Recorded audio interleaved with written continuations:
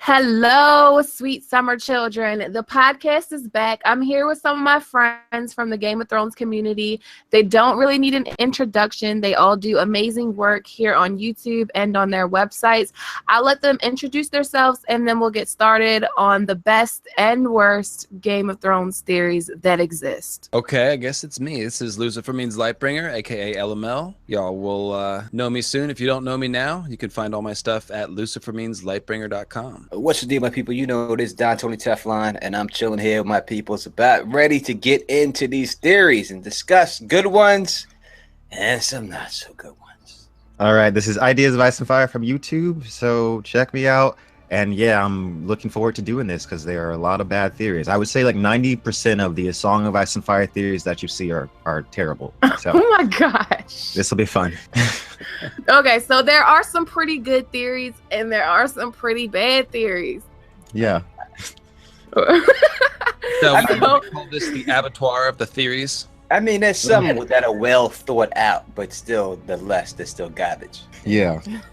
Garbage. So this podcast is all in good fun. Just because I don't subscribe to a particular theory, I'm in no way insulting anyone who believes in these theories or anything like that. And of course, I am denigrating you.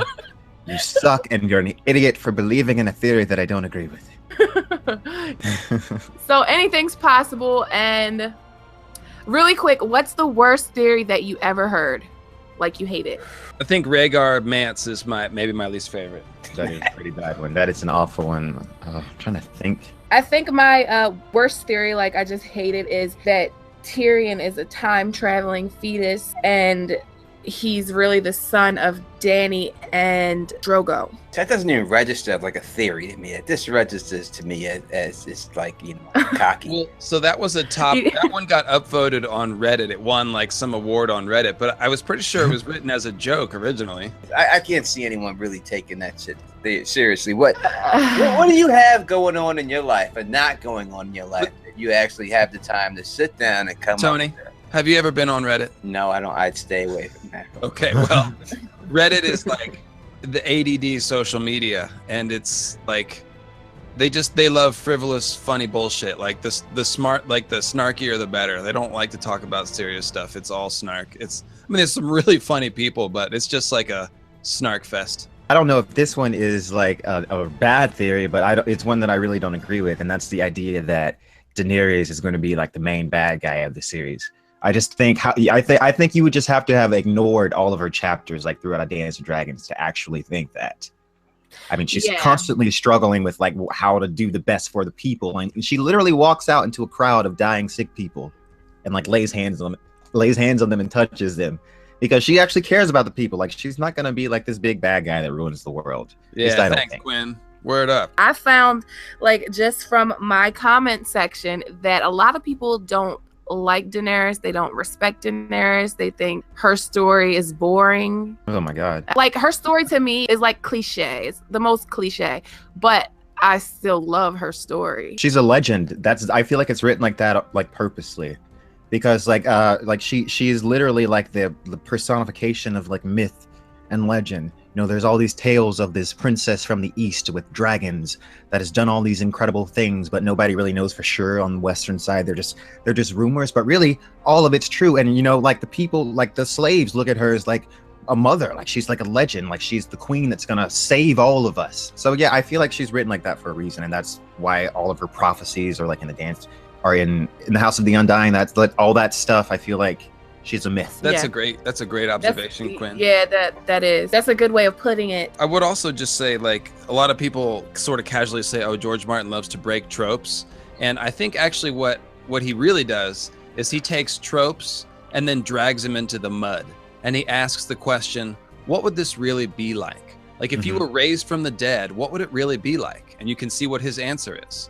You know, if you were if you want to ride a dragon, what's it like? Well, if you read The Princess and the Queen, you can see that George thinks a lot about like, well, you got to chain yourself to the dragon and wear armor or else you might fall off. You get burnt a lot. And like, you know, he deals with all the problems of it. So when you talk about Dany as that sort of, you know, she's that classic role in so many ways, he asks, like, what would it really be like to be sold into slavery and then have to learn how to adjust to it, and then have everyone die, and your child dies and your husband die, and then you get desperate and crazy and do some blood magic and it fucking works. Like, and then in Marine, he really almost overdoes it with asking the question of what would it really be like to try to rule a foreign people, even though you've got she's been benevolent, she's freed the slaves, she's got some goodwill, but she's dealing with all these entrenched interests. And I mean, I just think George is really interested in pulling all these things down into the mud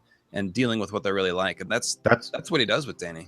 That's one thing I like about George R. R. Martin, is that with like a normal like writer, that story would have ended at Daenerys frees the slaves. You wouldn't have seen like what happens when she actually tries to rule the city. Like all of that would have been cut out. Like George R. R. Martin criticizes the Lord of the Rings because like Aragorn, you never see like what happened to the remaining orcs. Did he go out like off and slaughter them all? Like was he like, how did he like, where did he get his food from? How did he rule the kingdom? That's why his books are so good, because they're so realistic. Like he has the perfect balance between fantasy and realism. When the story starts out, there's really not that much magic in play. It just comes gradually over time. Like dragons are a legend of the past, and then when this first book ends, dragons have been born. I don't like any of really Daenerys' storyline. Me personally, I don't like any savior stories, whether it be white or black saviors, and I think that she's a typical white savior storyline, and I just don't like it. I don't like it when you see a black person come to a football team and all of a sudden he teaches them how to dance, and now all of a sudden they win the state championships. I don't believe in that. You have to be careful, especially when you have imagery on TV of all these brown-skinned people reaching up at you, holding you above your head, reaching up at you, touching you, calling you mother. It's you have to be careful in how you present these things, especially when you're doing it in a TV form more than the book form. But me personally, I don't like that part about her. I've heard you say before that you don't like Daenerys, but you like Stannis, and Daenerys and Stannis have a lot in common. I hear you, and I can understand why you would say that, but I think it's two different things. I think that what happened with Stannis and Daenerys is they both thought that they had the right to take the Iron Throne, but Stannis realized that he didn't have the right, and he had to save the realm in order to get the throne. And I don't think Daenerys has realized that yet. So I think Stannis is more evolved when it comes. But in the show, she's definitely going that route. She hasn't yet. I mean, she says it. We hear her say to Tyrion, what was that about him taking a knife in the heart for his people? So she's actually thinking about doing something for the people. And obviously, I think that's how it's going to end for her. Her realization that she has to do something for the people and most likely sacrifice herself for the people, and that's how it's going to end for her, and that's what her whole thing is. And obviously I would say too, especially when you're dealing with the book, Stannis is a hell of a lot older than Daenerys. He should have caught on before her. She is a child. I think Dany, one of the first things that Dany's going to have to give up is her ambitions towards the throne. I mean, they're already setting up that dynamic in the realm. It's like I mean, you can be queen or call yourself queen, but once you realize the White Walkers are the real problem, it's like you have to realize the throne doesn't matter. And for Dany to adjust to that mindset will be basically setting aside her lifelong ambitions or putting them on the back burner in order to deal with the real threat, potentially. Yeah. And I also agree that she might be sacrificing. I think everybody's going to get sacrificed. Bran, Jon, Dany, all three of them smell like sacrifices to me. I hope not. Can I just say one more thing about Daenerys in regards to her like being like the savior? I think that is the story George R. R. Martin is doing, but he is like LML said, he's turning it on its head. Like I always talk about Dune, and like what Frank Herbert does is that the first book is about Paul Atreides and how he liberated the Fremen from like the rule of the Padishah Emperor and all that. And then the second book, which is Dune Messiah, is all about how Paul Atreides' rule has been totally fucking up the entire fucking universe.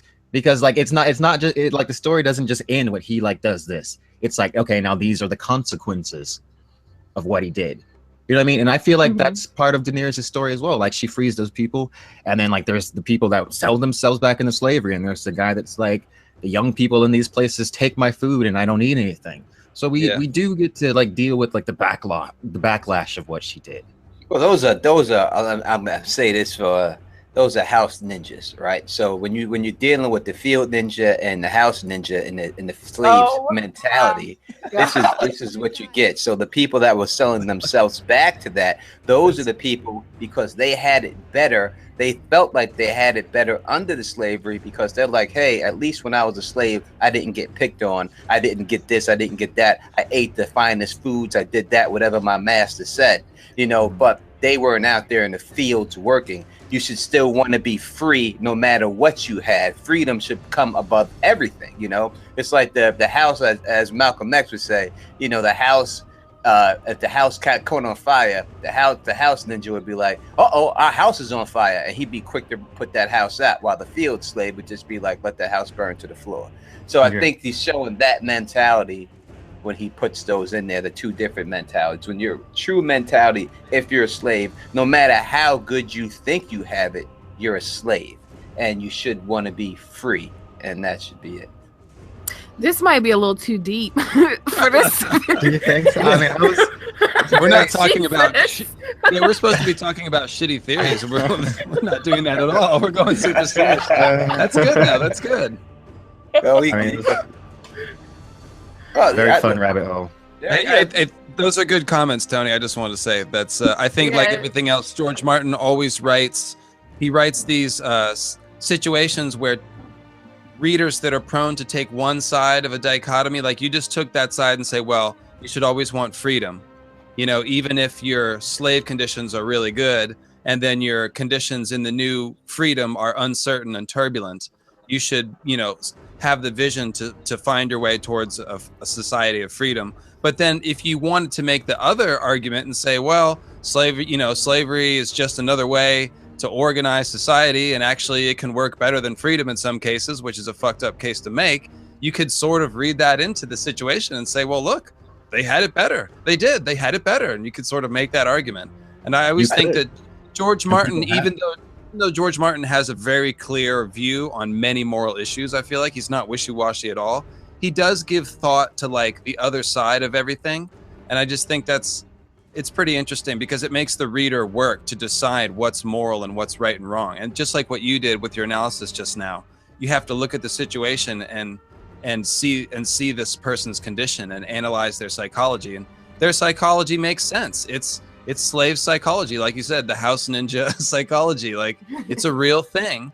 And Martin made an attempt to understand it and write it, and that's one of the things that makes his books good. Ultimately, I feel like Slaver's Bay should fall, because I feel like a civilization that's built on slavery shouldn't survive. Like, if she goes in there and she destabilizes their economy by freeing slaves, then so be it. It's what needs to happen. It's like that's the way things should progress. And so the flip side of that dynamic is like, well, but even if you topple an evil system, you're responsible then for doing something. And if you don't have a good plan, then all kinds of malevolent forces are going to step in and try to take power. So it's like, again, it's like he's just really good with exploring both sides of these coins. It's like freeing the slaves is the right thing to do, but he doesn't just give you a free pass because you did the right thing and freed the slaves. Now you have to fucking deal with it. They have to be fed. Where are they going to live? You know? Absolutely. Oh, they're taking revenge on the masters. You got to cut their hands off now. Like, yeah, that's all fucked up. So this same situation we see in any war, torn region, or anything else that gets undestabilized. This is what happens, and that's what it is. So I want to talk about a theory that I feel is obviously wrong, but so many people subscribe to this theory, and that's N plus A equals J. And why don't you go ahead and spell out what that means? Ned plus a Chardane equals Jon. I think it's just terrible. I think people just they have a lot of listen, there is a couple of things that do point towards it, and there's reason why it points towards there. I think when you analyze it, there is a reason why it does point towards that. But I think you only have to look at one situation in this whole situation, and that is what happened at Harrenhal. The fact that the man couldn't get up the nerve to ask a woman to dance. You're not gonna wind up having a baby with her. It doesn't work like that. I've been in many clubs. I've been in many situations, and I've never seen the guys who play the wall ever walk away with the chick. It never happens like that. Anytime you have to send your man, and worse than that, your brother, over to a chick to ask her to dance for you, there's no chick that's going to respect you. Even if they dance with you, they ain't respecting you after that. And then when you hear the situation from Barristan when he says she was whatever defiled by Stark, something along those lines. Obviously, it's not Ned Stark. He doesn't even have the nerve. He doesn't even have the nerve to ask her to dance. So how is that going to happen? You know what I mean? He's not doing anything like that. So I think that should be enough right there to let people know that it never happened. I was gonna say this might be a shock to people, but like I think that Ned is not Jon's father. Like the reason that I'm like almost like 100% certain right now. Well, he's not. Yeah, I know he's not. Okay. But a lot of people think that I do. Why? Like it was something that it was a theory that I had like a couple years ago that I no longer subscribe to because I've seen like new information. But the reason that I'm 100% sure that he's not is because I remember when I think it's Bran that is seeing Ned through like the werewood net, and he sees Ned praying to the tree, and Ned is saying, "Let them grow up close as brothers." Yes. Let them grow up close as brothers. That would only make sense if one of them wasn't his son. Right. Because he's saying close as brothers. Right. So, yeah. Yeah. To me, it's R plus L equals J is so obvious. And then it's confirmed by the show. And a lot of people argue with me that just because it happened in the show doesn't mean it's going to be that way in the books. And I feel like the show would not change something as big as Jon's parentage. Bingo. Exactly right. Yeah, it's 100% right on that. They're gonna hit all the things that are very important. They're gonna put in the show. If it's not in the show, it truly doesn't matter. They're only gonna combine the characters that they need to combine because they have to show certain things. There's a reason why certain people are casted and certain people aren't casted. Tony, I wouldn't necessarily 100% agree with that, and I think I hear Quinn saying the same thing. For the most part, 90% of the important stuff of the books is in the show, but there's probably a few exceptions. I just don't think they would change something like that. Like if RLJ is true in the books, or if some other theory is true, like that's going to be the same answer in the show. I mean, it's just a subjective thing, but I don't know. It seems like we all agree that that's the case. But I will just say the one thing I can say in defense of this theory is that there is kind of a need for a Dane. The reason why you have these theories is like, from a certain perspective, if you're thinking about Dawn and you're thinking someone should be a Dane, and Arthur and what's her name, Ashara, are mentioned early on in the first book, and it makes you think the Danes have some part to play. So you can understand why people are looking around for a Dane. However, RLJ makes a ton of sense. The other theories just really don't hold up. You have to torture the details insufferably in order to come up with something other than RLJ, in my opinion, again. So I hang out on Westeros.org. I've read all the theories of anything else other than RLJ, and I've seen a lot of debate. There's a lot more debate I didn't see, and I didn't find any of it convincing. I don't know. When it comes to like when the show being different from the books, I think that the show gets like the broad strokes. I think they'll get the broad strokes, but that doesn't mean that the in between isn't going to be vastly different. I feel like they could change so much and still come to like kind of the same conclusion.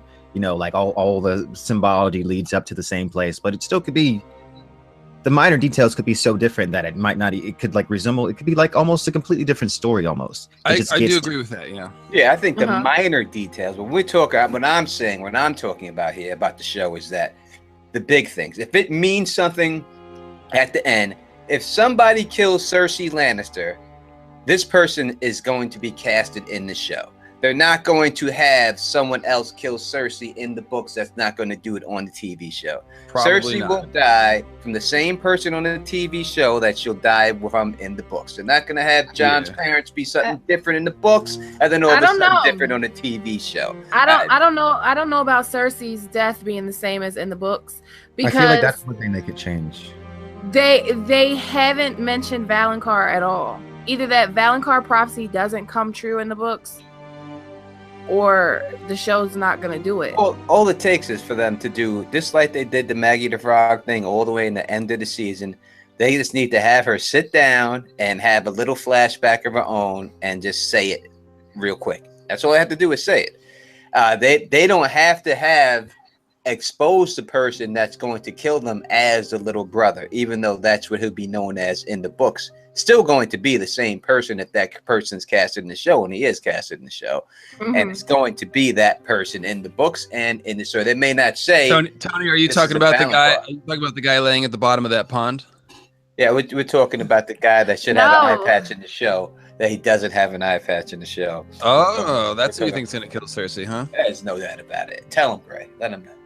Yes, Euron is the Valonqar. A lot of people, like, I get the argument for Jaime. I get that it'll be satisfactory for a lot of people to see Jaime do it, but I don't think it will be Jaime. He doesn't have. Can I nominate that for my least favorite theory? I'm just kidding. I'm just kidding. No, Jaime don't got two hands, and it's just too. Everyone wants to talk about cliche and George R. R. Martin. How cliche is that Jaime kills her? Come on, that's not what's gonna happen. And Jaime's already said he wants to die in the arms of the woman he loves. I don't think he loves Cersei. I think it's like a Forrest Gump girlfriend type situation going on there.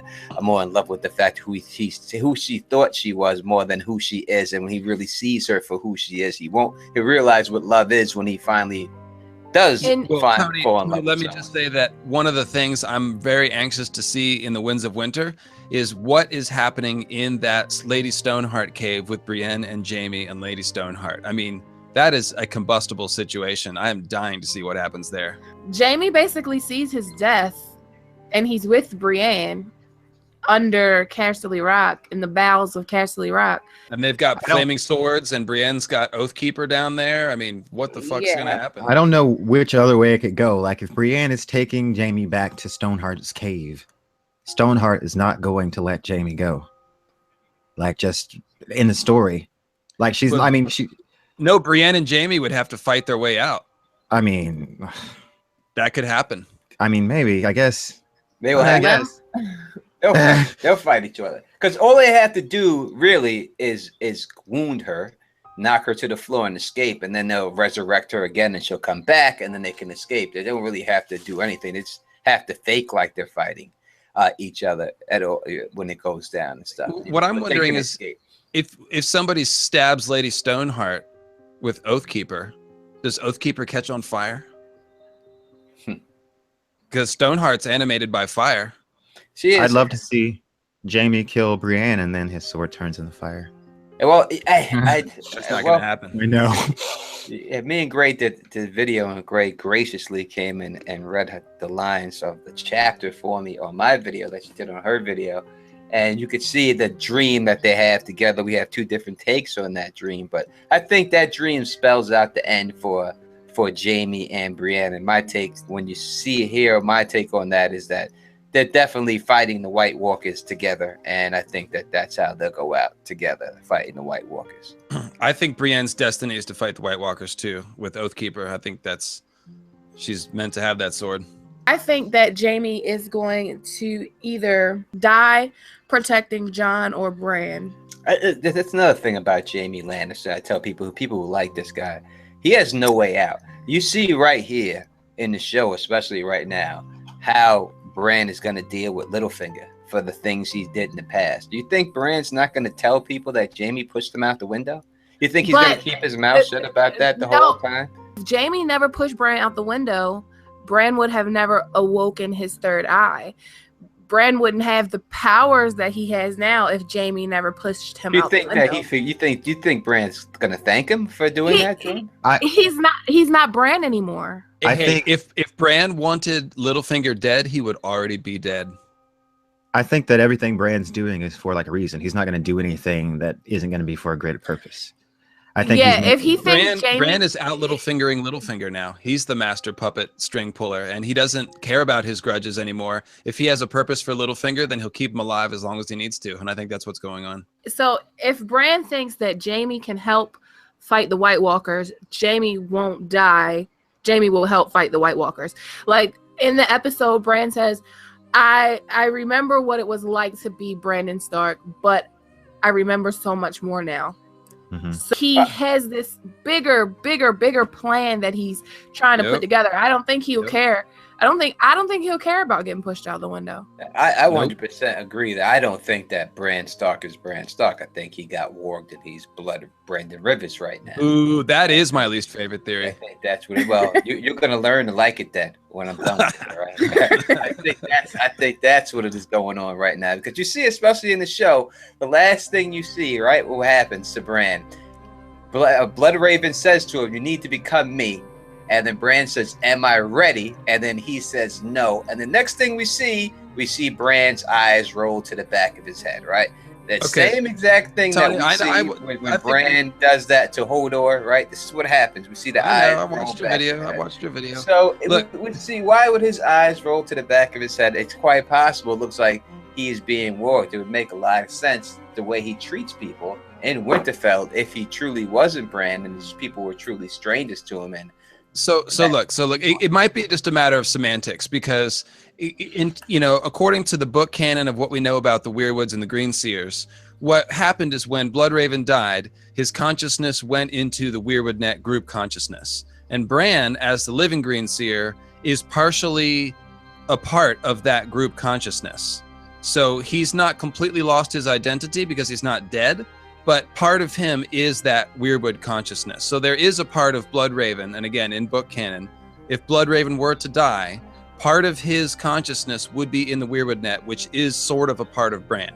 But I do not think that Bloodraven body snatched Bran. I think Bloodraven body snatched Benjen. In that scene where all this stuff is going on, Benjen is right there with Sir Roderick, like Benjen's being held back. And then as soon as we leave the cave, Benjen comes to the rescue miraculously. And Bran says something about the White Walkers, or how did he get like this, to his cold hands state. And he says, "From the White Walkers, you saw it yourself." How does Benjen know what the fuck Bran saw? No, that when Bran runs up on him and says, "Are you the Three-Eyed Raven?" He says, "Who? Am I who?" He has no idea who he's talking about at that time. He has no idea this Three-Eyed Raven person is. Yeah, I think Benjen, or more properly Cold Hands, who he's standing in for, definitely has communication with Bloodraven and through the Ravens, and there's some amount of communication there. So okay, I have a couple things to say. About a couple years ago, I did this book theory where I said that Bloodraven seemed like he was trying to steal Bran's body, and it wasn't based on the show or anything. It was just like based on the book. So I did do that, and I also think what's going on with Bran, I know I talk about Dune a lot, but it's so similar to what happens with Paul Atreides and his son Leto Atreides. There's this thing called the Spice Agony, and like they do this thing, and basically they unlock all this genetic memory. So like Paul is his mother, Paul is his father, he's his grandfather, all the way going back. So he's like all of these people at once. Right. And so he's not just Paul Atreides anymore. Leto II isn't just Leto. He's all of that. And he's got this wealth of knowledge. And I feel like that's what's going on with Bran. Like his Bran memories are just like, that's just a tiny part of what this multi-conscious being is now. Mm-hmm. He's not Bran. I can understand if you want to go the Borg route and the whole, hive mind thing. I can understand that. I said this, you can check the videos back in the day. This is the whole, what it is about.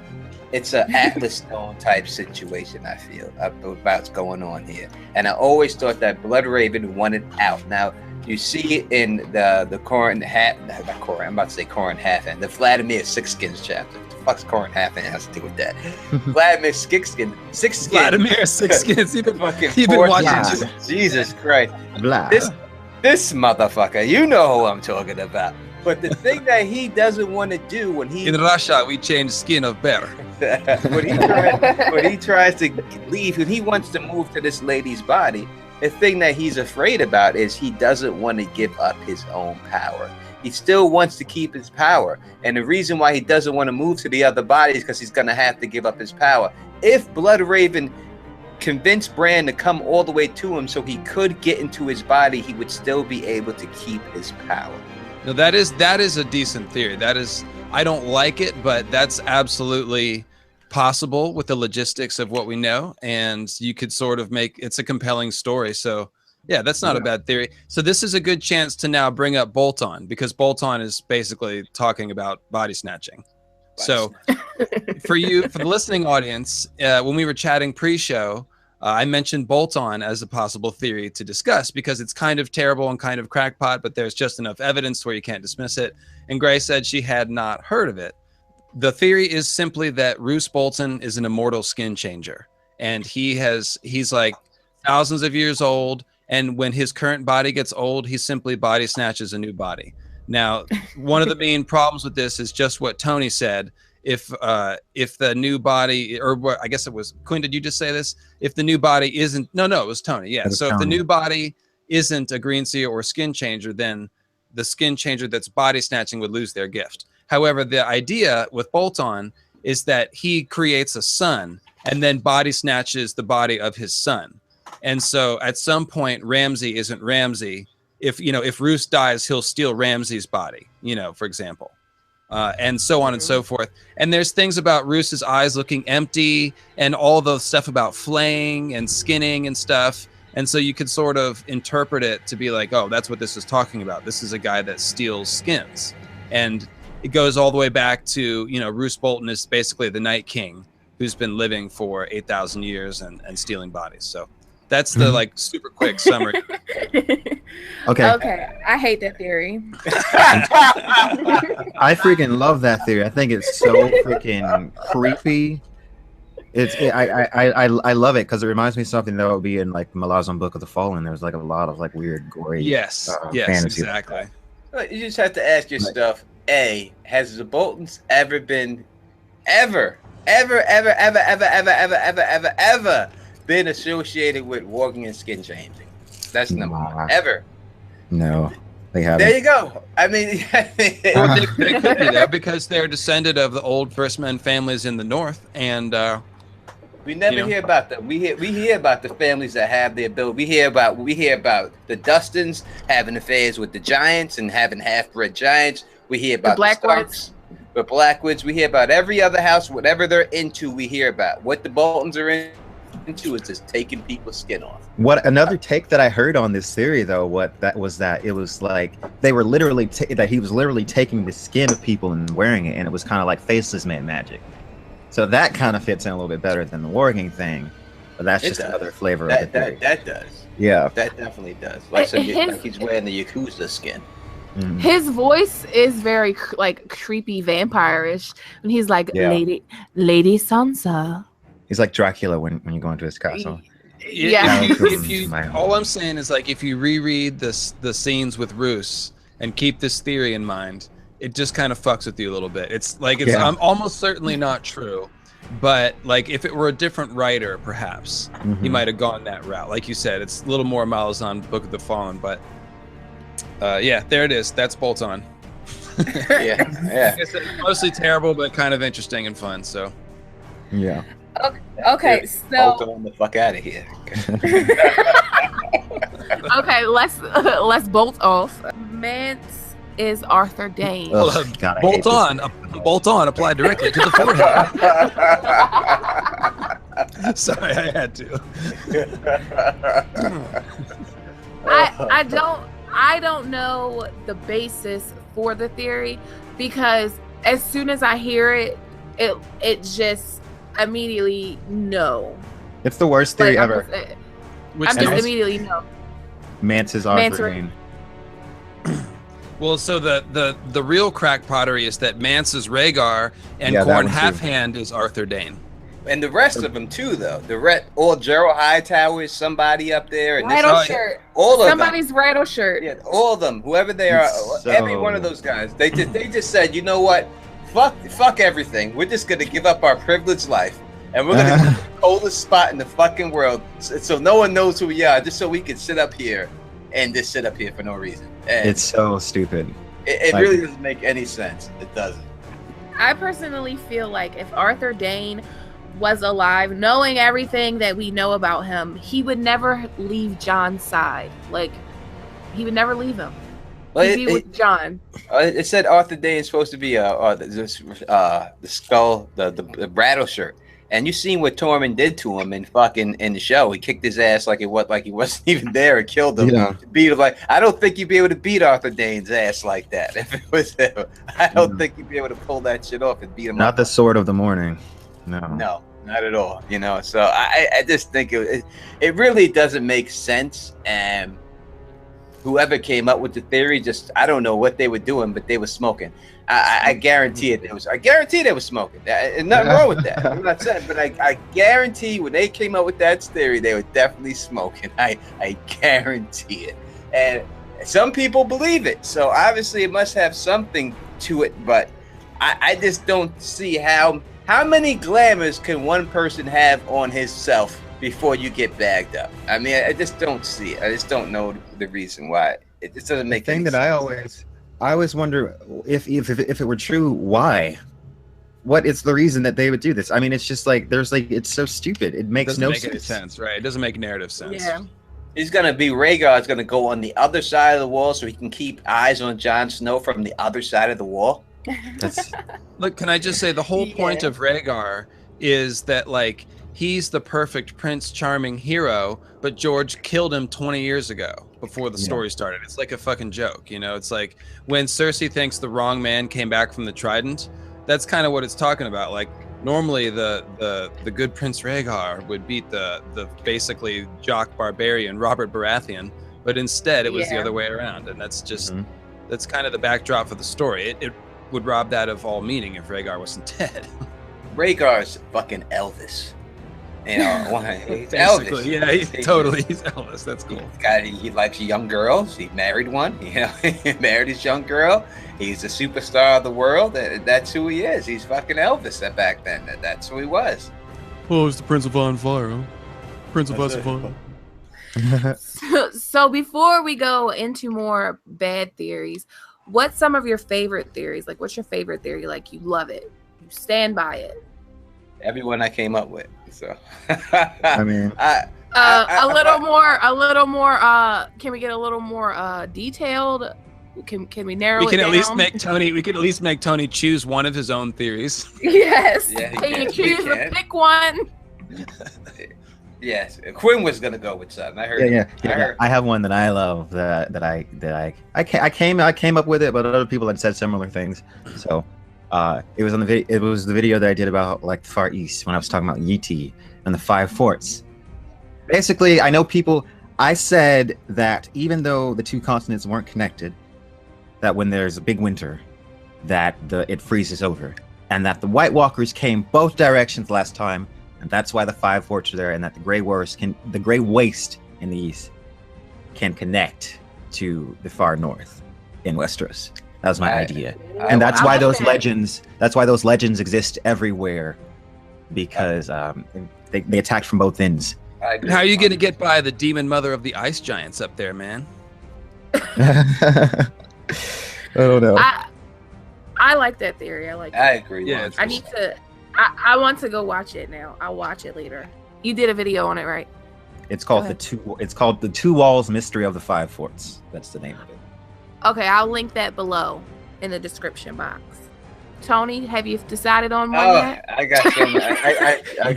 I've come up with so many. I should pick one that already came true, so that no one can challenge me on it. But I would have to say that one of my favorite ones that I came up with is that what's so funny? I'm trying to think of this now. I thought you were gonna pick somebody else's theory, and you're like, well, actually, okay. So one of the favorite ones that I came up with. No, I'm going with Heath. I thought that's what we were doing because Quinn just came up with one he came up with, right? That was his theory. So I think we were saying our own theories. If I have to pick somebody else's theory, I'm going to pick Quinn's theory that he just said it like that one. But I like that Craster is Bloodraven's child. I think that was one of my favorite series that I came. I've never heard that. Yes, I think he's Aemon. I think he's Aemon's son. Aemon Targaryen. He's definitely a Targaryen son, without a doubt. I mean, it's too much. It's a lot to go into. But if you look at everything into it, If you look at my video, it's called The White Walker's Monster. And in that video is when I say it. And I say that because we haven't seen a Night's King in the books. And I think that that's Gilly's baby monster will get turned into the Night's King. And that's why he was left at the wall. It's going to happen. Well, so I'm really intrigued by Craster being a Targaryen, particularly Bloodraven's son. That's wild. I'd never heard that. Well, I'll be linking it below. I'll be linking every theory below. I think when you look at it, especially if you just take a look at we talked about a little bit earlier, when you look at the situation, all right, and you see that they got killed there. When they get killed, and Cold Hands goes over there to kill the mutineers and chop them up and turn them into pork so Bran and them can eat them. That is Bloodraven is the one who sends them over there for the mutineers. Why would they be mad? They should be happy that the guy that is making babies for the White Walkers is killed, but for some reason, Bloodraven's not happy about it. In fact, you can know he's there because we have the crows and all that in the fight themselves, pecking and clawing out the eyes of the mutineers themselves. And we never see Bloodraven get involved in anything like that, physical, any other time. So why all of a sudden did he have to get involved at this particular time when he never had to get involved? It wasn't like Cold Hand wasn't handling them. He needed help. They were tracking Bran. They were following Bran. So he went back. Cold Hands goes back to go get them. Right, so because they were following Bran. Yeah, but Cold Hands had them under control. He didn't need the help of the blood of the birds to peck and claw them. He already had them beat. Well, I for one think Cold Hands controls. No. I think Cold Hands can control ravens because he's an undead greenseer. How about that? Well, then I don't know nothing about that theory. If that's the case, then that could be it. Maybe he could be an undead greenseer. But right. Yeah, I mean, he could be. I mean, another Nightsman. How else does he ride a great elk? Great elks are not tame animals that you can just ride. No, I think it's Bloodraven is worked into Cold Hands this whole time. Yeah, I think that's another one of my least favorite theories that's going on in there. I think that's him more than anything. I don't think that it's Benjen Stark or anything like that people would think. But that's one reason. There's a bunch of other reasons I can go into. If you look at Gilly's name, it's the mother of the east. She's named after a flower, and the flower's name is the mother of the evening. When you look up the name of the flower, oh, that's cool. That's really cool. And it's a purple flower. It just happens to be a purple flower. So oh shit, that reminds me. The word Valerian is taken from a purple flower as well. If you look up Valerian but change it to Valerian, you'll find a it's also called a heliotrope or heliotropium, and the stone bloodstone is also called a heliotrope. So the choice of naming the Bloodstone Emperor and the Valerians was not accidental. It's this whole clever thing that has to do with purple flowers. So the fact that Gilly is also a purple flower, that's kind of blowing my mind there, Tony. Got to give you the hat tip. Thank you. And you see when Craster's mother tries to go to the Night's Watch wall with the baby, they chase her away. I don't think if it was just some regular Night's Watchman, they would just chase her away. I think it had to have someone with some clout to it.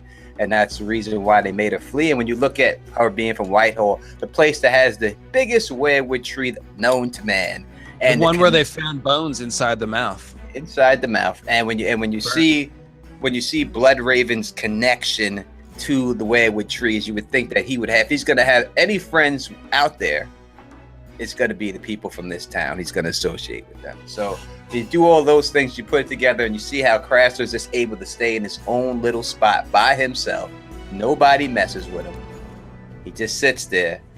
I think that when you put it together and you look at the timeline, I think there has to be something to do with the blood to turn these babies to White Walkers. I just don't think it's a piece of obsidian in the chest. No, listen, everything about the symbolism that I'm uncovering, Craster being a Targaryen makes just a ton of sense. That's why I'm like kind of blown away a little bit by that, because I think we're getting down to the truth of the others having a connection to people with the blood of the dragon from way back when. But it's getting ahead of things. So yeah, that was all really cool, Tony. Thank you. That's my favorite theory that I came up with.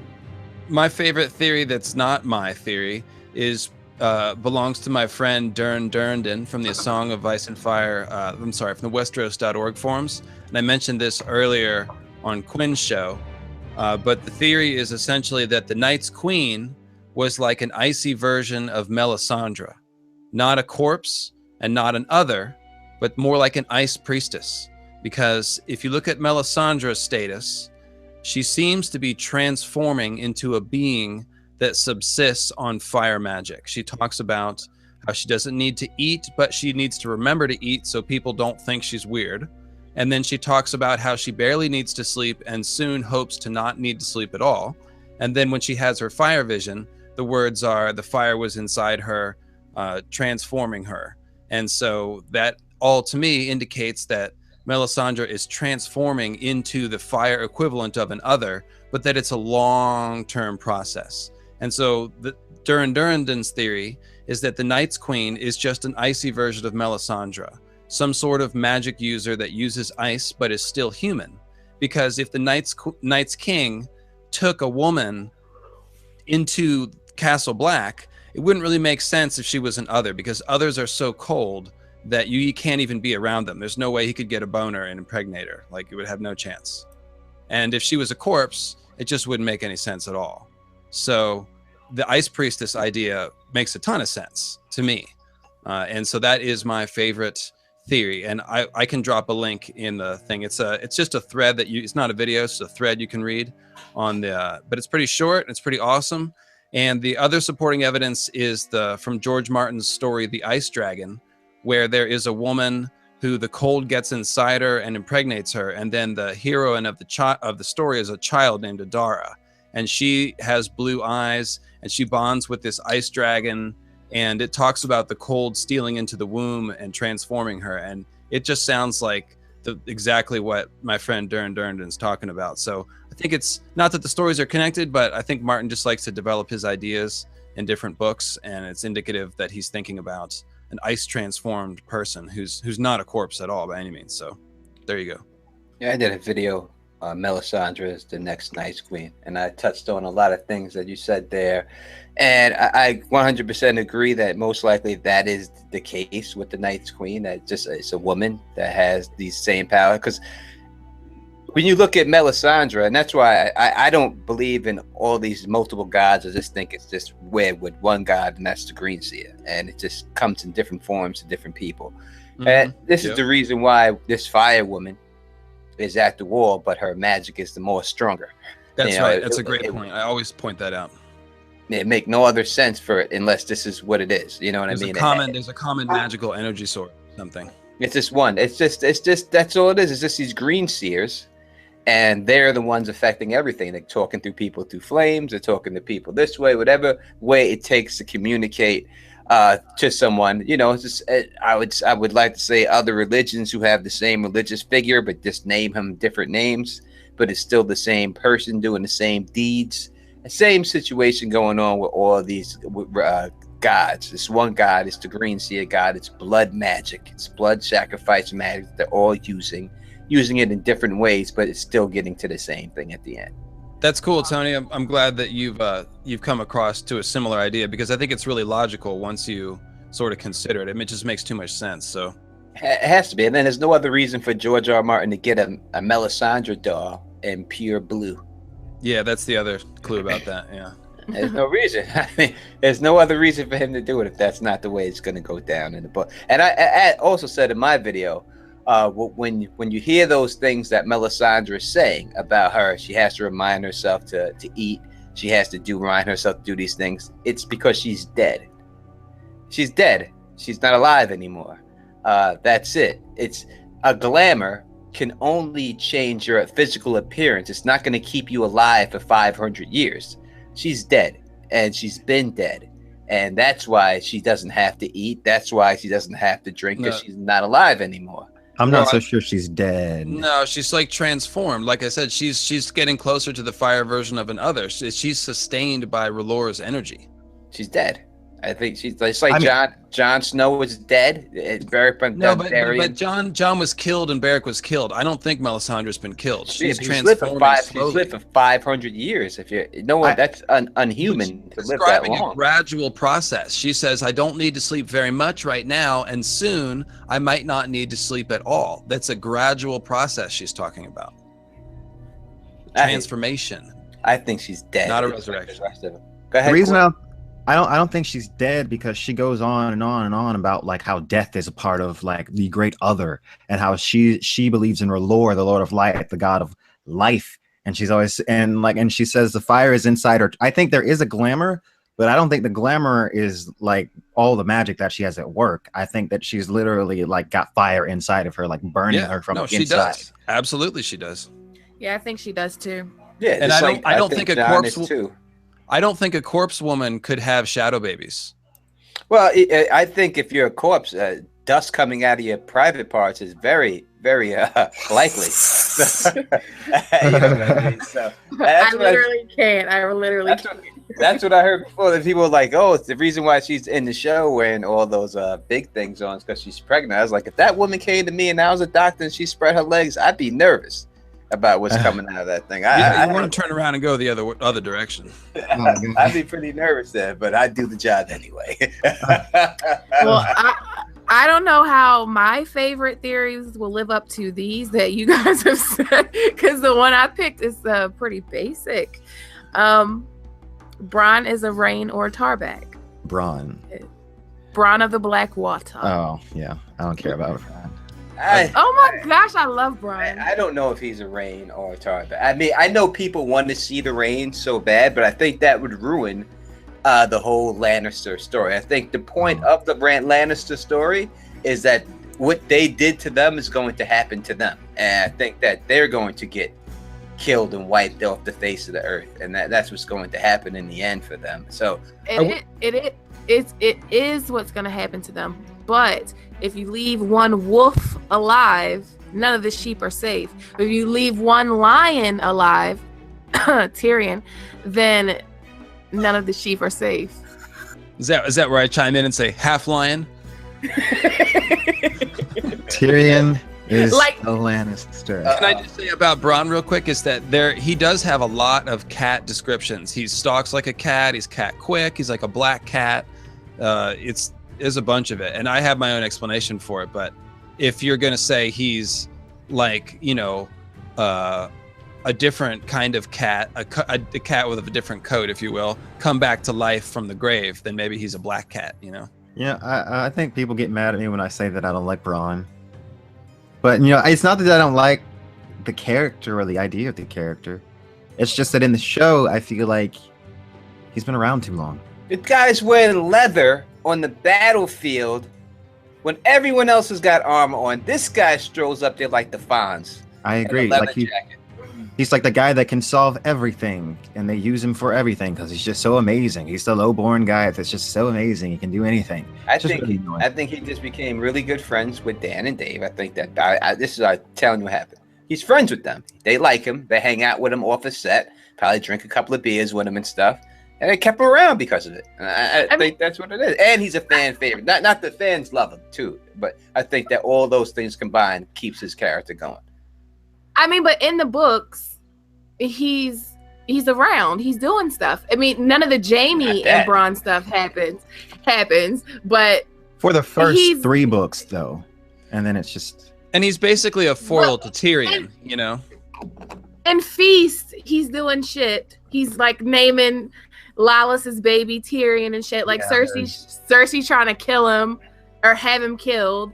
I don't know. I feel like in the show they just keep like I'm talking like specifically more about the show Bronn. Like because I get like in Feast he's kind of behind the scenes, but he just annoys me in the show. There's a theory out there I heard that Bloodraven or the Green Seer like group consciousness is actually manifesting in the flames and like playing tricks on the R'hllor in order to manipulate them or whatever. And so the Lord of Light is really just a face that the Green Seers wear. And that's not quite the same as what me and Tony were saying, where like all magic is really the same or whatever. It's like literally a conscious masquerade by the Green Seers to trick people into thinking there's a fire god by appearing in the flames and showing them visions. That is a theory that's out there. I tend to not agree with that, but me too. It's interesting. Well, all right. Bran totally gets like bad vibes from the Three-Eyed Crow and the Children of the Forest. He gets really because like he's like, oh my god, he's so scary. Like he's like happy in the dark because he doesn't have to look at him. Mm-hmm. That's how creeped out Bran is by him. You know what really makes me question Bran is throughout his chapters in Dance of Dragons, they're telling Bran that he needs to do all this stuff, but Bran never really asks why he needs to do it. He never like, he's just eating it like candy, like eating everything up that they're saying. He's never questioning them. And in my opinion, Bran does not have the characteristics of a green seer. They're trying to make him into a green seer. Like, he doesn't have red eyes. He doesn't have green eyes. He doesn't match the green seers that we know. So I think they're like trying to force him to become a green seer. So technically, the eye thing is only said to be from the Cranog men that manifest, and the children of the forest that have red and green eyes. But not even the Cranog men. It's actually only said to be the children of the forest, and then we have Jojen. But we don't know that all human green seers. I know Bloodraven. Bloodraven. And Melisandre. I think Melisandre is a green seer. I think she's a green seer. That's why her eyes are red. That's why she's most powerful at the wall. So I actually almost mentioned that as my favorite theory, is that Melisandre is Bloodraven and Shira Seastar's daughter. Yeah, I really think that's I think it's Yolkboy from Radio Westeros that first proposed that, and I know that he has a good write-up of it on the Radio Westeros website. I love that theory. He's the only one that ever gets props for, like, I've came up with so many theories. I never hear people say it. Tony Teflon came up with it. Everyone always says Joke Boy. Everyone, but he did definitely come up with that. That's definitely his. I think it's a good theory. It's a lot of it fits, but the only thing that don't fit is the fact that Melisandre is supposed to be 300, 400 years old, which, if she is that age, then but she's what happens when a green seer perhaps messes with fire magic. It's a combination thing. It's not something that we've seen. I'm just giving you what my opinion on it. That the thing that make the snafu in it, and there's always a snafu in any theory you come up with. I mean, because J is what it is, and there's still snafus in that, right? So there's always snafus in everyone, and the snafu, I think I just like saying snafu for some reason, right? Well, the thing that is interesting to me is like just what I said, the interaction of fire magic and green seer magic. Why do we have all these Targaryens at the wall?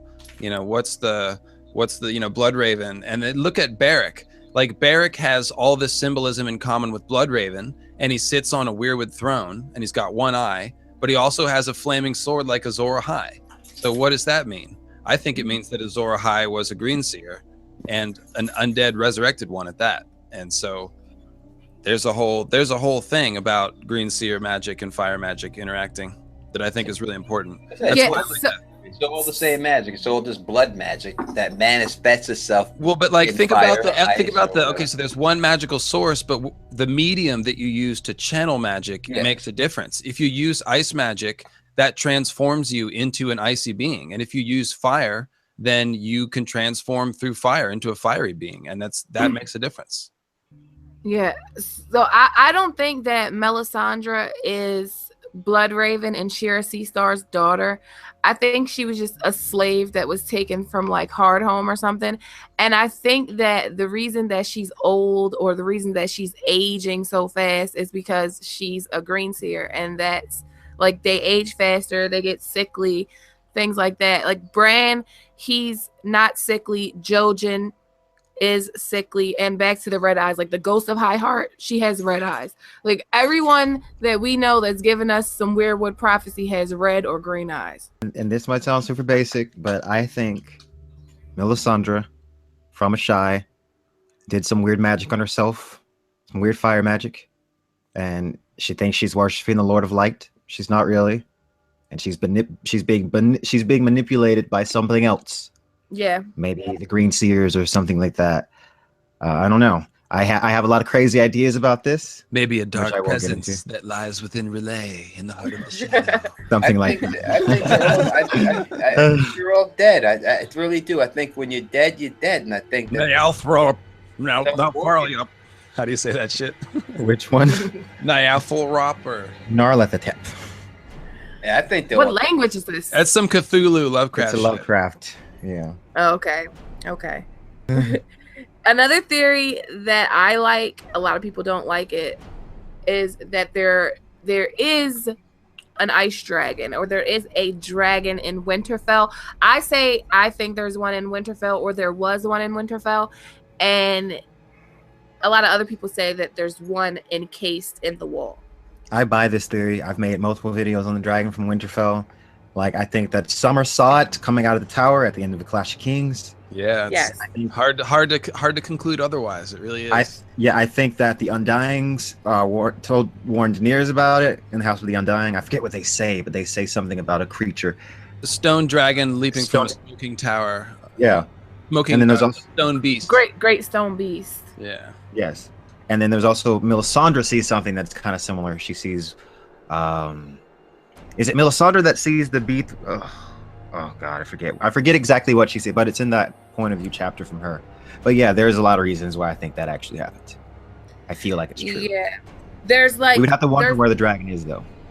I like the theory. I like the theory that the black pond in front of the Winterfell heart tree is a melted ice dragon. Oh yeah, I've heard that one before too. It could be. I mean, it stays that same temperature for us. It's always cold. All the other ponds are hot. Something weird in the about springs, and that one black pond is cold. Especially the fact that you see that's how the ice dragon dies in the ice dragon story. There's definitely going to be an ice dragon in the books, no doubt about it. No doubt. I put the odds at 51 to 49 in favor of seeing an ice dragon. It does say that the beast is breathing shadow fire, and you might ask, what is shadow fire? Well, Balerion did have like black fire, but still, that could be taken as another way. Did you know that a frozen tree weighed down by snow and ice could actually look a lot like an ice spider? You ever thought of that? Oh, and do you know Asha? I want to say Yarsha because I don't want to trigger Tony, but she says that the children of the forest turned the trees into soldiers. Warrior. Yes. Yep. So that's kind of crazy. That is very crazy. I mean, listen, when you deal with these White Walkers and all this, it's said back in you hear before that the wildling women are having sex with the White Walkers from back in the day. Which is not true. How is that not true, sir? Because when you get near a White Walker, it's so cold you can't even breathe. Yeah, but how would you have? We can't. I can't. I'm not looking at the White Walkers like we're looking at them on this show. I'm looking at the White Walkers like they're in the book. No, I'm looking at the books. Read the description of Sam when he's near the White Walker. He can barely breathe, and Tormund talks about the same thing.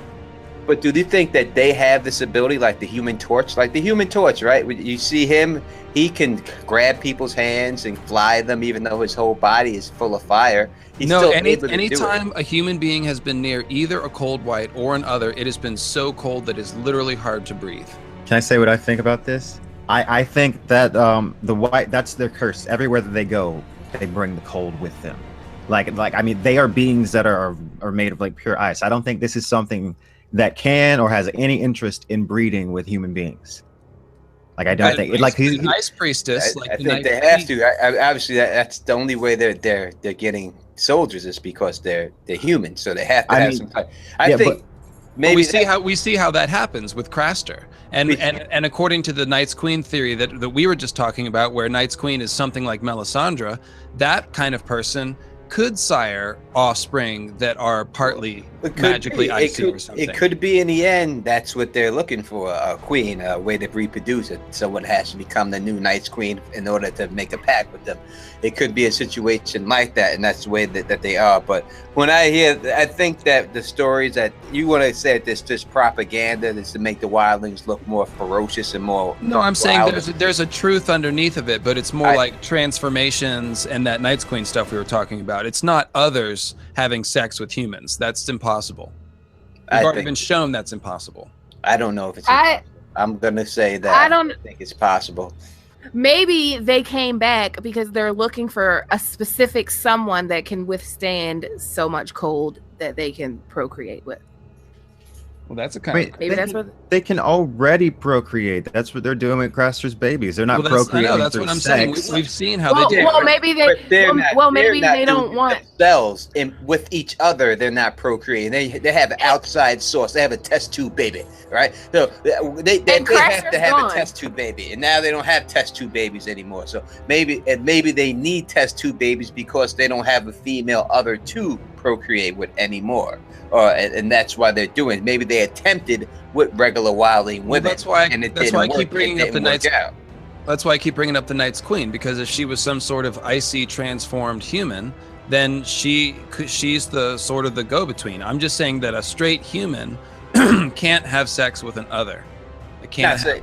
I'm saying they may have tried, and it may have happened, and it may have tried to make it work, and it hasn't worked. Maybe it killed the woman or something like that. But I do believe that it was definitely attempted, without a doubt, because they just make them seem with the way that they have.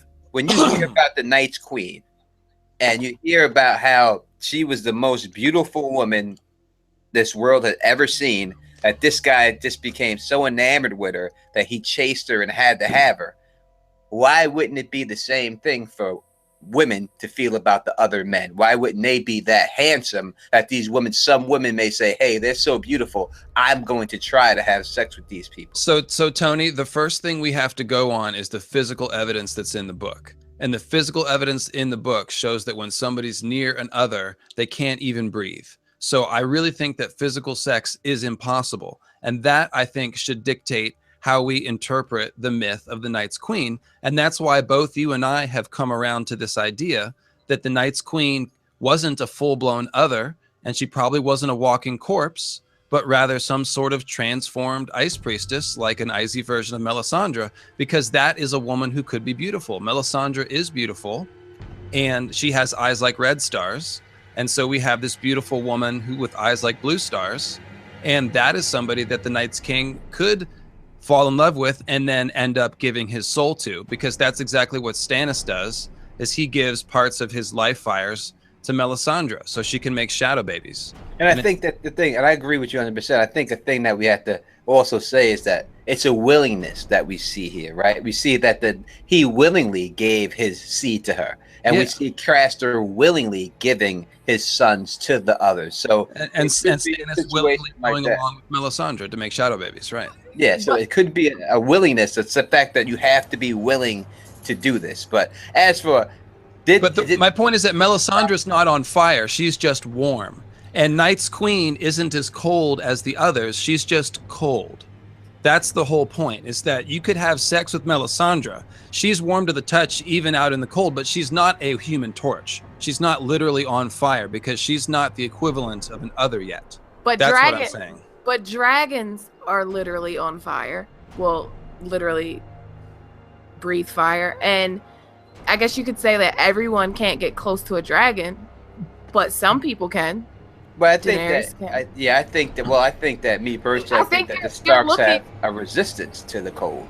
They're looking for something or someone in particular. They're not just coming to just kill humanity, because I don't think it would be that. I like that idea. I like that idea.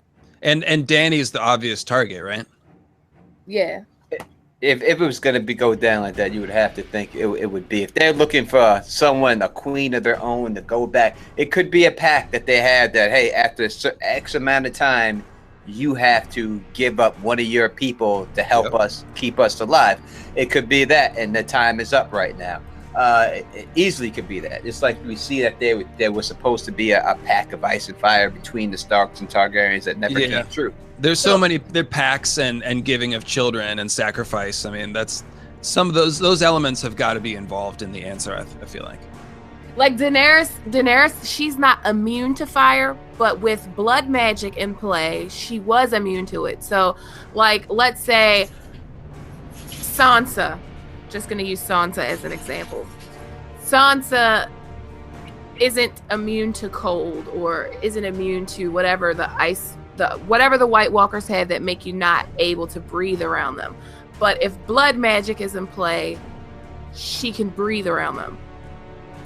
Maybe it's something like that. But I don't know. I just think they're looking for something or someone. Well, I think that others, they're just looking for the children of the forest. I think their number one thing is that they want to kill all the green seers and the children of the forest, the people. I don't really think it's a person. I think they could have been pre-programmed to want to kill mankind, but I really think it's like hey, you guys created us to kill mankind, and when we did what you wanted us to do, you turned on us and told them how to beat us.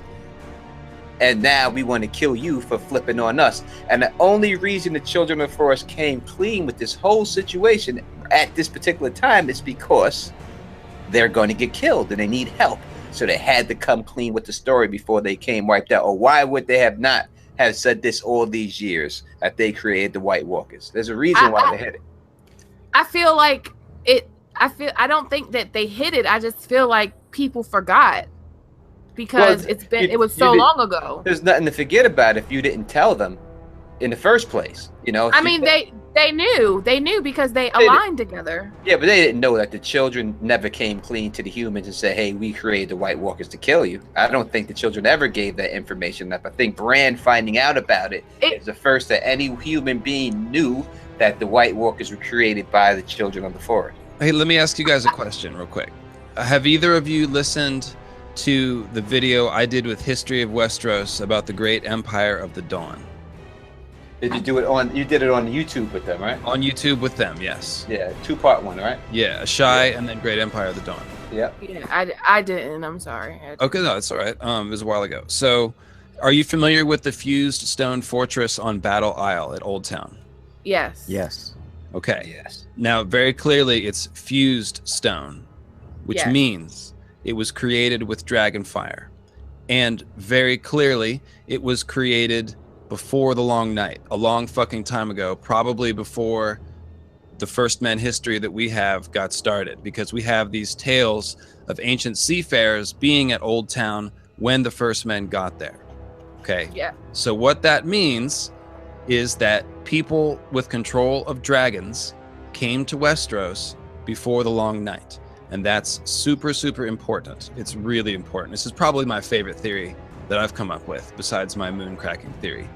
And the whole point is the connection of Azor Ahai and Lightbringer to Westeros. Because what is this prophecy from Ashai? And again, Quinn's Northern Passage theory is cool. But we have this fused stone temple at Old Town that shows the Dragon Lords came here a long time ago. And so that gives a way for Dawn, for example, to be forged, because Dawn is a level of sword-making technology completely anomalous to all the rest of First Men in Westeros. And if you have dragon people from the east there, then that makes sense. But the question I'm asking you is, when you talk about why the Children of the Forest made the Others, if indeed the book goes a similar route, and that's not set in stone yet, what if the Children of the Forest made the Others in response to the dragon people who were invading Westeros? Not just the First Men, because think about it. If there were dragon people in the South in ancient day, that might make the Children of the Forest a little more desperate. Like if it was just First Men, that's one thing. But if they had dragons and shit, that might make you create ice demons. I think that the Children of the Forest, I mean, everything we hear about these evil little bastards from the beginning of the time is they're always fighting. They're always fighting someone. They were always fighting with someone. They're never chilling, happy. From the beginning of the World of Ice and Fire book, the first thing you hear about them, they're fighting the giants. They're fighting the First Men.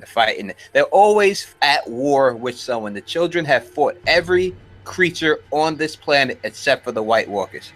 And that's how I first initially got the idea that they created the White Walkers, because I noticed that parallel. They have the means to kill everyone. Weirwood arrows, obsidian. They always got the means to kill everyone. So I think that they wanted the dragons themselves as a way to help defend themselves, because we know what they do. They don't have numbers to fight, and they're too small. So they just like to body snatch people.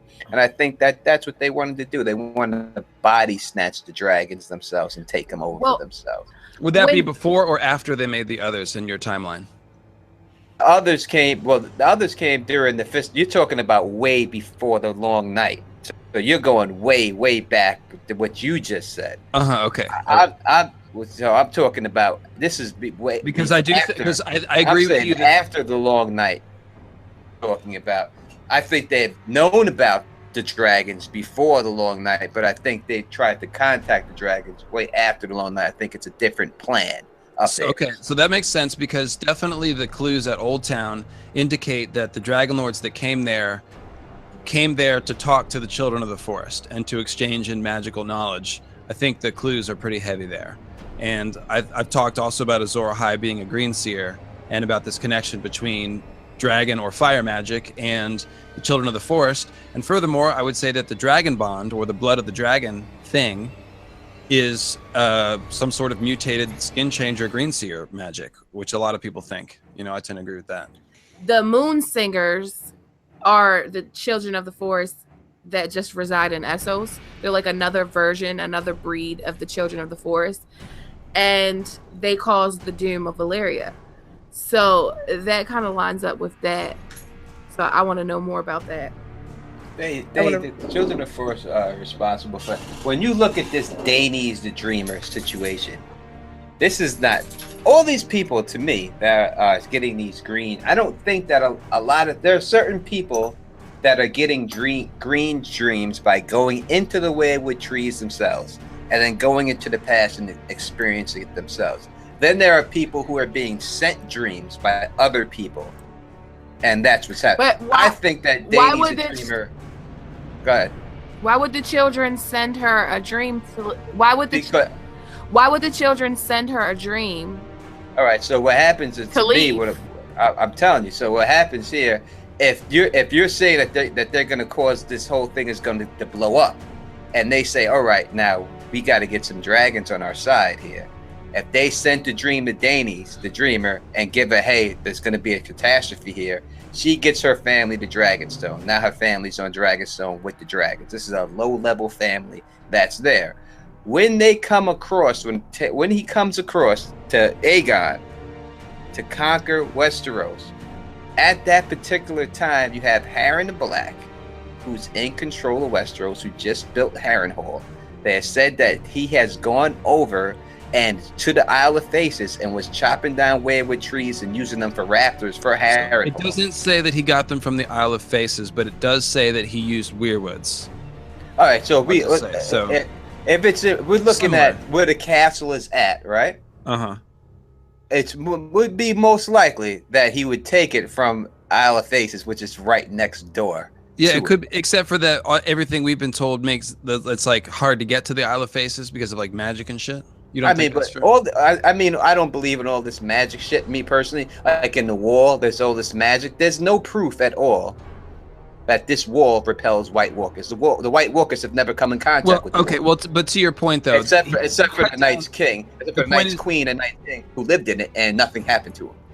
But to your point, Black Heron cut down weirwoods to make Harrenhal, so it's an abomination against. Yes. Yeah. So when he came over there, he basically took care of the Children of the Forest's enemies for them. He wiped them all out, the people that they hated the most. And you go back to the Ironborn. Aegon did, you're saying? Yeah, yes. So when he came across, he wiped out the Children of the Forest's enemies at the time, who was the Ironborn, Harren the Black, and them. They can't fight Harren the Black. They can't fight the Ironborn. The children would get killed. They need someone who could fight them for them.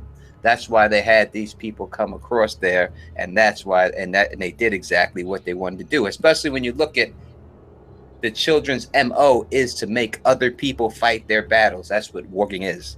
That's what they did at this particular time. They had Aegon, the Targaryens, come across and fight their battle and win their battle for them. And that's what stopped the whole Harren the Black and the whole situation right there. And I think that was their plan. And that's why they brought them over. Because when you look at the dragons, they say that dragons are the biggest military thing that the world has ever seen. And the children have had every other military weapon. So why wouldn't they try to? So you're a big fan of the Ghost of Highheart, meddling with Rhaegar and all that stuff, huh? No doubt about it. I think that was Jenny of Old Stones and all this is a way to try to get the Targaryen blood interweaving with the Children of the Forest blood. Yeah, I kind of that seems credible to me. That's why they were trying to get that bloodline going so that they can have. Let me just say, Tony, I love all these ideas about the evil Children of the Forest, and I can't rule them out. But I think that humankind is really the main character in this story, and the Children of the Forest are not. So the one thing that I would spin that is to say that the children of the forest could be manipulating and have their own motives and doing kind of like all the shit you're talking about. But at the end of the day, the important thing is when the humans got a hold of the green seer magic and what they did with it. That to me that's the humans reaching for the fire of the gods. The children of the forest may have facilitated or swindled them or sold them the fire or tricked them or anything like that and trapped. But it's humankind making the conscious free will choice to reach for the fire of the gods, like Lucifer or Prometheus. That is like the central act of the story, the original sin. Well, I agree with you. When I came up with the children of the forest of evil, I did this like 5 years ago back. And this is when back then everyone thought that the children of the forest were like Ewoks. And I was telling everyone that they're not fucking Ewoks. These are not little. What do you think about James? What do you think about James? Sorry, go ahead, Gray. I don't think they're wholly evil or wholly good. I think there's evil children of the forest and there's good children of the forest. I don't think. Yeah, I agree. As I said, at the time when I said it, people were looking at them like they were Ewoks. So that's why I used the word evil to describe them back then, because I was trying to show that they're more gremlins than they are Ewoks. So they're not Ewoks. Tony and everybody else, have you heard James of Thrones' mother's theory that the children of the forest are lizard people? No. Yes, I've actually heard it. They've all got the weird names that are kind of related to like fire, like ash. Well, okay, so the important thing is the eyes. The cat eyes could also be snake or reptile eyes. They look exactly the same, the slitted eyes. And then one of the nicknames of we know that they have black claws, and one of the names of the children of the forest is that the Bran gives them is Scales. Scales. Why would you? Because there are other ones like Snowy Locks and Coals, and their eyes are like gold. So you figure, okay, burning coals. You named them Coals because their eyes. But one of them is named Scales, and I can't think of any possible reason other than part of their flesh is scaled. They look like gremlins. Maybe it looks like scales. Well, I had an idea. I don't think which would make them lizard people, and maybe more related to dragons and Targaryens and Blood of the Dragon people than we think. That's the point. They're like those little things that jump on the wings of planes and rip them off. What are those? What are they? You know what I'm talking about. What are those things called that jump on wings? Gremlins, of planes? right? Yes. No, is it gremlins? It's not that they're different thing. Yeah, I think it is gremlins. Those bastards. That's what they are. They're gremlins. Evil little bastards. I think they kind of hate all mankind. I think that's one of the major themes. They should. It's like everything they've done to them. The big theme is mankind versus nature. Like they can never coexist. I like because like Leaf tells Bran how like mankind has destroyed the unicorns and they've destroyed like the lions, and all these creatures are dying off because of mankind. And they say these lands belong to us before men came. Like men killed off the giants, and like everything is dying because of mankind. Like, the first thing that men did when they got to Westeros was they started chopping down the werewood trees. They started like literally destroying the history of the children of the forest, because like everything that they were is like inside of those trees. So by cutting down the werewood trees, they're killing potentially like thousands of children of the forest that have lived throughout the years. So I feel like the children of the forest have every right to be like, okay, yeah, these men came here and started ruining everything. We got to find a way to stop them. Yeah. That the children of the forest did create the White Walkers, but like I don't think that they made them from people like they did, like it says in the like it is in the show.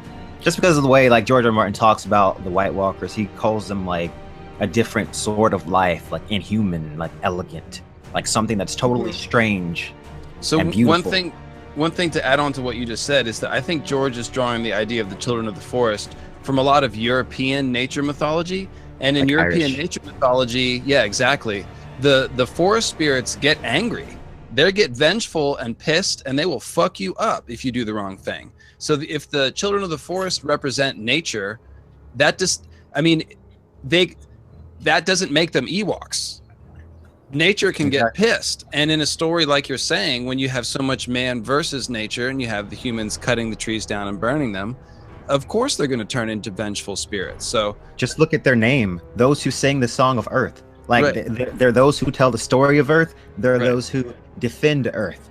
That's what a song is. Yeah, but Yeah. these are the same people who, and I hate them, they're the same people who fought the giants because the giants did whatever they wanted to do.